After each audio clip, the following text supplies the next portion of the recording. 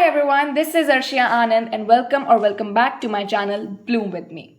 This is the episode 2 of the Class 10 series. In the previous episode, we got to know about the Class 10 pressure and how do you deal with it. In this episode, we're going to actually understand how do you efficiently start your Class 10 journey so that you don't feel burnout or exhausted by the end of the year. This video will be divided into 3 parts. First, the clarity, second, the techniques, and third, school. How do you handle school with your self-studies? So let's begin this video with the first segment, clarity. So what I actually mean by clarity is that you should have a clear goal of how much you want to score in your class 10 and also a clear vision of what your syllabus is, how much have you completed, how much have you revised, etc. etc.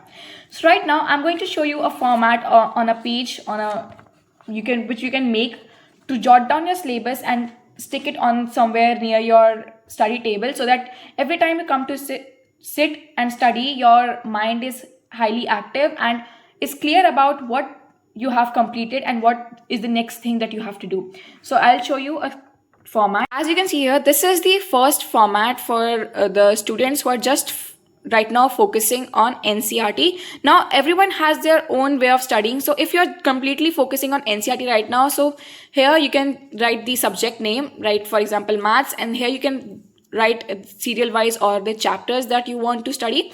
And then once you complete a chapter, you got to tick in this option. And once you have completed and revised the chapter once, you have to tick on this option. If you do this, you will get a clear clarity of how much syllabus you have done and how much is left.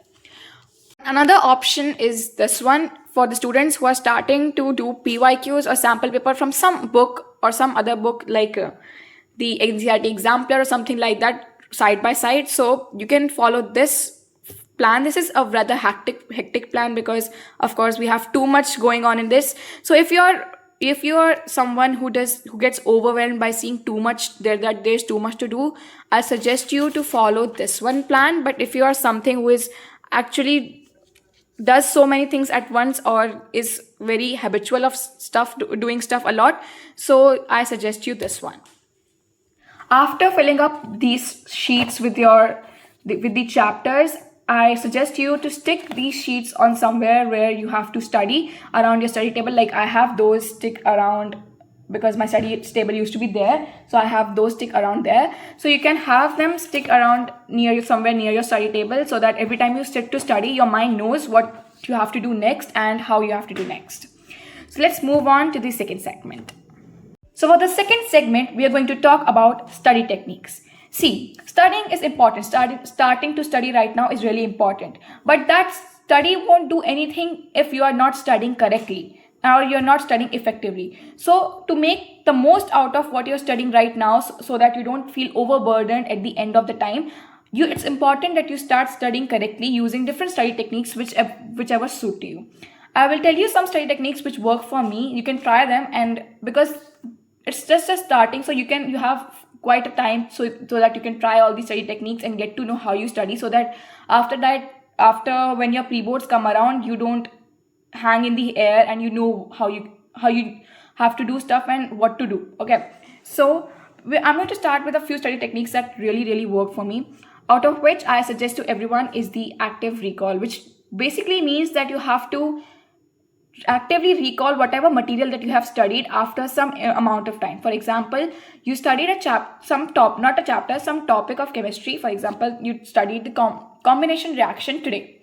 So what I would suggest is, once you recall before going to the bed of what you had studied, the second time you recall on a Sunday at the end of the week, where you recall everything that you studied during the week, including the the topics, combination reaction. And the third time you revise is after quite a long break, which is like 2 to 3 weeks.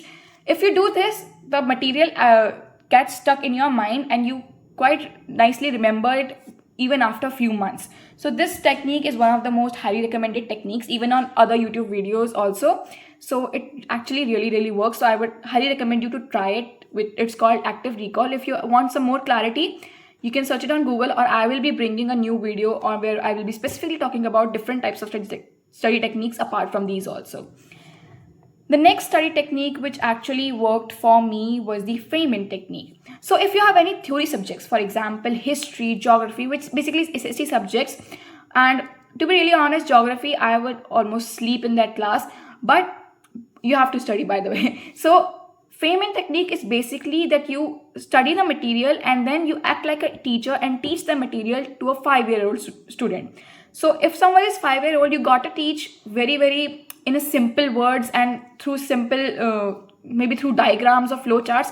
So if you teach the material and act like teaching the material to a 5-year-old, it actually gets stick to your mind, and through diagrams and flow charts which you use to explain, they actually also get stick to your mind, and your mind clearly gets the concept and you remember it for a long time. I used to do this through my NCERT book or through my board which I have over here, or basically you can just use the different slides also which are available on Google for your material teaching. They are also very, very vivid and they also stick to your mind nicely.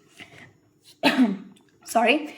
The third technique which actually worked for me was to take breaks or do long sessions. Now what do I mean by that is, see, everyone has a different capacity of studying.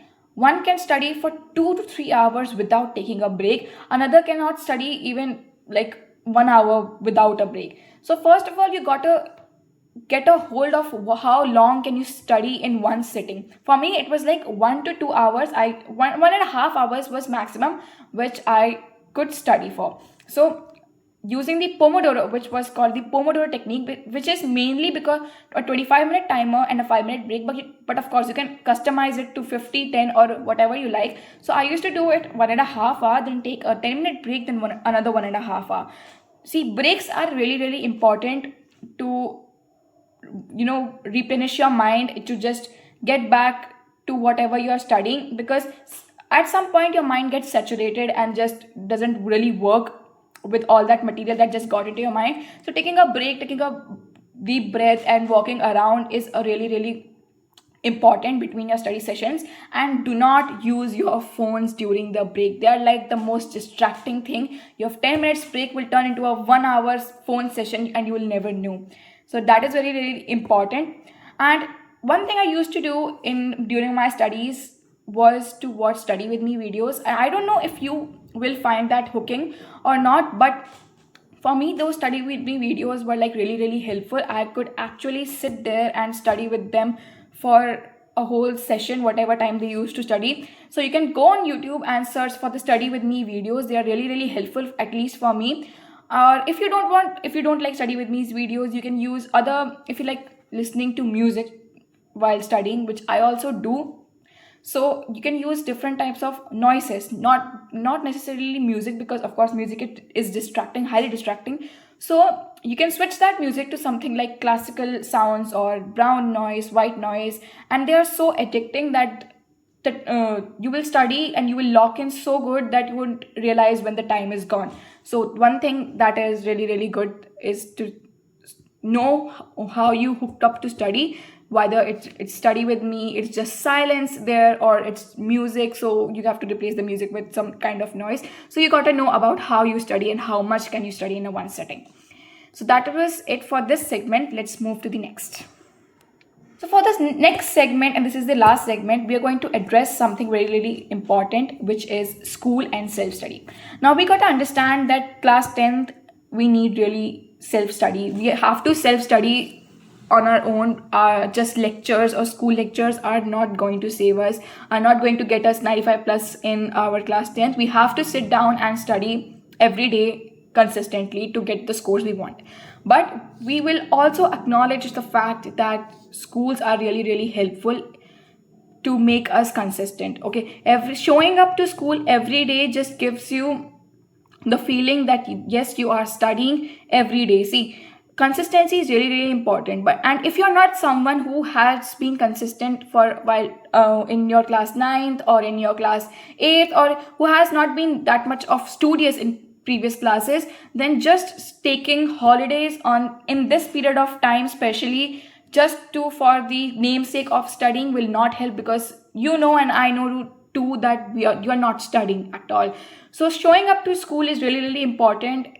especially in the early stages where you're like trying to stay consistent and get into a schedule. So school is really important. Second thing why school is really important is that it will help you to understand the concepts. See, you cannot self study or practice questions until and unless you are not able to understand the concepts, right? So for understanding the concepts, studying and going to the school where your teacher explains you the concept or tells you about how much weightage that concept has or how the questions are framed, you're not going to get the clarity of how you study that thing or how does that thing work. So school is really, really important. I will not at all suggest you to skip school. You can do that once like the syllabus is complete and your pre-boards are going on. That time also, I mean, the school gives you the holidays before school, right? Sorry, it's before the boards, right? So you can take the holidays like in January or something like that. But right now the school is really, really important to give you a clarity on how much weightage does any concept or any chapter holds, how important it is, and what are so, and most importantly to get the clarity of what the concept is. It's really, really important. So do not skip school. Go to school every day if you can. Of course, if there's an emergency, that's a different thing, but if you can, go to school every day and study for 1 to 2 hours, because it's just the starting. And I know many of you are trying to start studying, so I won't suggest studying for 4 hours immediately. Start with 1 hour, 2 hours every day.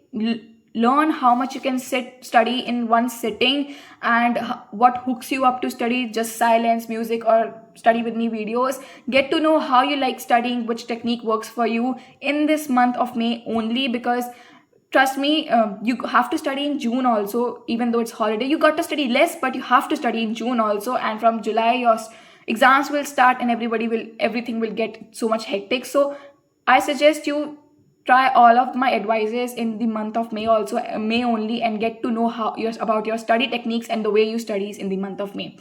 Thank you for watching this video. If this video helped you in any way, please subscribe, like, share, and comment down of how your class 10 journey is going on and if any of these techniques work for you. And comment down if you need a separate video on study techniques. I will tell you about even more study techniques which are on YouTube, or basically which our teachers told us. And stay tuned for the next episode. Bye.